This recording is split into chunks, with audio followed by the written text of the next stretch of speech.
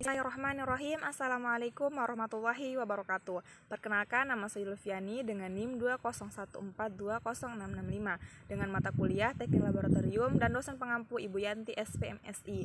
Pada kesempatan kali ini saya akan mempresentasikan cara kerja laboratorium. Yang terakhir, mengenal bahan-bahan yang ada dalam laboratorium. Dalam proses praktikum di laboratorium, banyak bahan-bahan yang digunakan.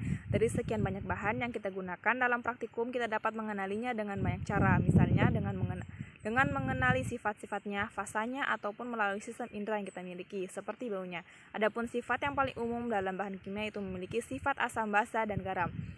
Fase bahan kimia yang berada dalam laboratorium dapat berbentuk padatan. Padatan ini dapat dibagi menjadi dua bentuk, yaitu bentuk serbuk dan kristal. Bentuk cairnya seperti semua bahan pelarut organik, serta bentuk gasnya seperti NH2, CO2, dan H2S. Simbol bahan-bahan yang berbahaya dalam laboratorium. Yang pertama yaitu harmful atau berbahaya. Semua bahan kimia mempunyai sifat ini, khususnya bila kontak langsung dengan kulit, dihirup, ataupun ditelan. Yang kedua yaitu toksit atau beracun. Produk ini dapat menyebabkan kematian atau sakit yang serius bila bahan kimia tersebut masuk ke dalam tubuh melalui pernafasan ataupun menyerap lewat kulit. Yang ketiga yaitu korosif. Dapat merubah jaringan hidup, infeksi kulit, gatal-gatal, bahkan dampak paling serius yaitu kulit yang mengelupas.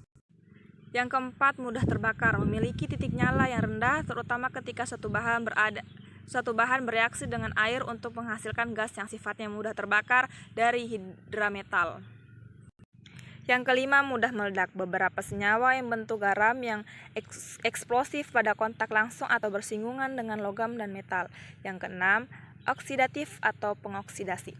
Senyawa ini dapat menyebabkan kebakaran, menghasilkan panas pada kontak dengan bahan organik, ataupun dengan produksi reduktor, api listrik, dan masih banyak lagi. Untuk menghindari dengan menjauhkan bahan kimia jenis ini dari panas serta bahan yang mudah terbakar.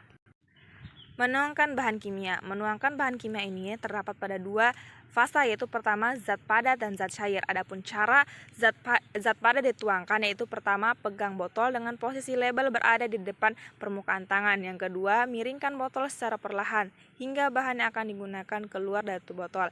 Yang ketiga, ketuk tutup botol secara perlahan agar bahan yang akan digunakan keluar dari botol. Yang ketiga, setelah sesuai dengan jumlah yang diinginkan, tutup kembali botol dan letakkan pada tempat yang seharusnya. Adapun untuk zat cair, yang pertama itu baca label agar kita tahu secara jelas bahan apa yang akan kita tuangkan. Yang kedua yaitu pegang botol dengan posisi label berada di telapak tangan. Yang ketiga, basahi tutup botol dengan cairan yang ada dalamnya agar tutup mudah dibuka. Yang keempat yaitu buka tutup botol dan jepit penutupnya dengan di antara dua jari. Yang kelima, tuangkan bahan tersebut secara perlahan dengan bantuan botol pengaduk ke dalam wadah yang telah disediakan. Akhir, tutup botol apabila telah selesai digunakan. Ke dalam wadah yang telah disediakan adalah jangan sekali-kali menuangkan zat cair dari wadah yang berdiameter lebih besar sedangkan ke dalam wadah atau gelas ukuran yang memiliki diameter mulut relatif kecil. Apabila hal ini terjadi, maka dikhawatirkan pengguna akan menumpahkan bahan kimia tersebut dan akan dijadikan kecelakaan atau kekacauan dalam proses praktikum. Penimbangan. Dalam beberapa jenis penimbangan yang ada dalam laboratorium, mulai dari timbangan sederhana sampai dengan timbangan canggih yang memiliki keakuratan tinggi. Namun kebanyakan timbangan yang ada di laboratorium itu memiliki tingkat keakuratan yang tinggi karena bahan yang akan ditimbang pun dalam jumlah kecil. Dan hal penting yang harus dilakukan sebelum melakukan penimbangan adalah memperhatikan kapasitas neraca yang digunakan serta jangan pula melebihi kapasitas neraca karena akan membuat neraca cepat rusak. Adapun tahap atau proses penimbangan satu bahan dengan menggunakan neraca adalah sebagai berikut. Yang pertama, tahap pertama yang dilakukan sebelum melakukan penimbangan adalah membersihkan neraca dan piringan neraca dari sisa bahan yang sebelumnya. Yang kedua, timbangkan neraca agar jarumnya menunjukkan angka 0 dengan cara menggeser skip mengukur.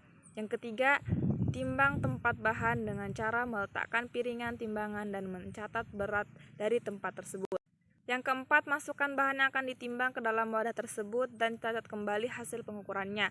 Yang kelima, yaitu dalam proses penimbangan adalah kembalikan semua seperti semula, baik itu meletakkan kembali timbangan di tempat yang semestinya maupun mengembalikan jarum timbangan ke angka 0.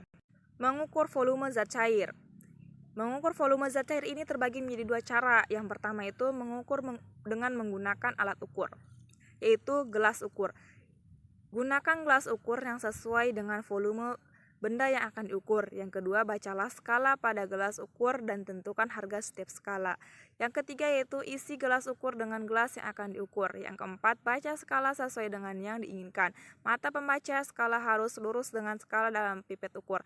Yang terakhir, jika volume yang diinginkan sudah tepat, maka tuangkan ke dalam wadah yang lain serta jangan lupa membersihkan peralatan yang sudah digunakan. Mengukur volume zat cair dengan menggunakan pipet ukur. Yang pertama, pilih pipet ukur yang akan digunakan dalam praktikum. Yang kedua, bilas dengan air suling, kemudian dengan zat cair yang akan diukur volumenya. Yang ketiga, isap zat cair yang akan digunakan sampai di atas garis batas. Yang keempat, tiup ujung pipet dengan jari telunjuk, kemudian diangkat. Keringkan ujung pipet dengan kertas saring dan turunkan. Masukkan zat cair ke dalam tempat yang telah disediakan. Yang terakhir yaitu tidak lupa pula bersihkan sisa dari praktikum yang telah dilakukan. Tahap selanjutnya yaitu menyaring. Menyaring ini ada beberapa cara. Yang pertama yaitu gunakan kertas saring yang sesuai dengan apa yang kita impikan. Yang kedua, bentuk kertas saring tadi sedemikian rupa sehingga membentuk seukuran dengan corongan, kemudian sobek pada bagian bawahnya sebagai saluran udara. Yang ketiga yaitu pasang corong pada statif dan masukkan ke dalam penampung voltaf. Yang keempat yaitu tuangkan campuran yang akan disaring dengan perlahan agar tidak melebihi kertas saring. Dengan menggunakan tabung reaksi, isi tabung reaksi sebagian saja. Yang kedua, api pemanas letak pada bagian bawah larutan. Yang ketiga, goyangkan tabung reaksi agar pemanasan merata. Yang keempat, jangan arahkan mulut tabung reaksi pada orang lain atau diri sendiri untuk menghindari percikan dan kecelakaan kerja. Pemanasan dengan menggunakan gelas kimia.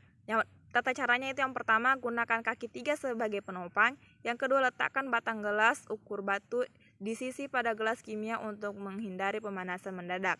Yang ketiga yaitu jika gelas kimia tersebut berfungsi sebagai pemanas air, maka isikan 1/4 saja untuk menghindari tumpahan. Sterilisasi. Sterilisasi merupakan suatu proses di mana semua bentuk kehidupan dimusnahkan. Suatu objek dikatakan steril apabila bebas dari jenis organisme apapun. Ada beberapa cara melakukan sterilisasi, yaitu yang pertama dengan cara fisik dengan suhu panas maupun dengan sinar X.